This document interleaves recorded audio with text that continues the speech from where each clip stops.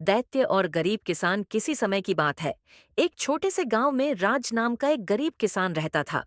वह दिन रात मेहनत करता, अपनी छोटी सी जमीन जोतता, बीज बोता और अच्छी फसल की कामना करता। लेकिन कितनी भी मेहनत कर ले, उसकी फसल कभी इतनी नहीं होती कि वह अपने परिवार का पेट भर सके। कभी सूखा, कभी तूफान, तो कभी कीट उसकी फसल बर्बाद कर देते।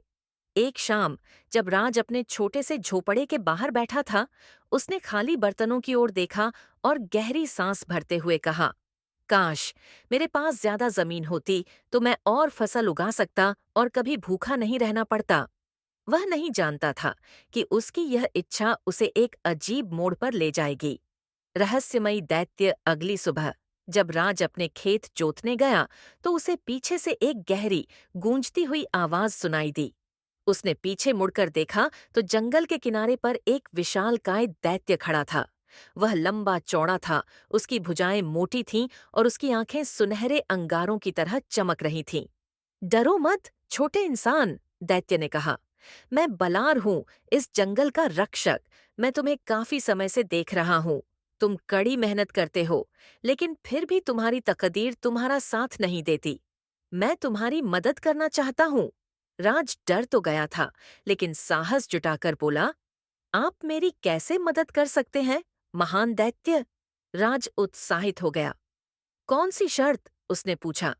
सूर्यास्त तक तुम जितनी जमीन जोत लोगे वह तुम्हारी हो जाएगी।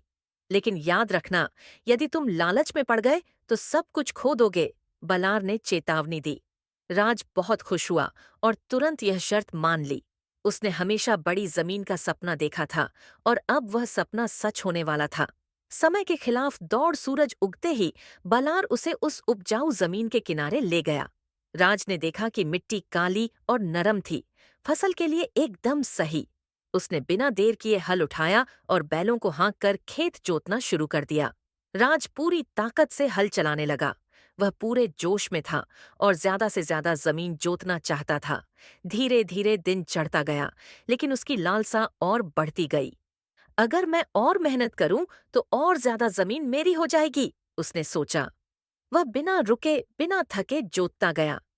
दोपहर होते होते बैल भी थक गए, लेकिन राज नहीं रुका। उसे बस और जमीन चाहिए थी। अब सूरज धीरे धीरे पश्चिम की ओर झुक रहा था। बल्लार की चेतावनी उसके दिमाग में गूंज रही थी, लेकिन लालच ने उसे अंधा कर दिया। लालच का अंजाम सूरज डूबने को था और राज ने देखा कि अभी भी बहुत जमीन बची है। बस थोड़ा और, उसने खुद से कहा और तेजी से आगे बढ़ने लगा। लेकिन तभी अचानक उसका पैर लड़खड़ा गया। थकावट और कमजोरी से वह जमीन पर गिर पड़ा। उसका शरीर दर्द से कांप रहा था और दिल तेजी से धड़क रहा था। उसने उठने की कोशिश की, लेकिन उसकी शक्ति जवाब दे चुकी थी। और फिर धड़ाम, जमीन कांप उठी। एक गड़गड़ाहट के साथ वह सारी जमीन जो उसने जोती थी ढंसने लगी और देखते ही देखते गायब हो गई। राज ने डर के मारे चिल्लाया, लेकिन कुछ नहीं कर सका। उसने जितनी मेहनत की थी वह सब एक पल में मिट्टी में समा गई। बल्लार पास खड़ा सब देख रहा था। उसने गहरी सांस ली और कहा, राज, तुम्हारा लालच तुम्हें ले डूबा। यदि तुम उतनी जमीन जोतते जितनी तुम्हारे बस में थी, तो वह हमेशा के लिए तुम्हारी होती।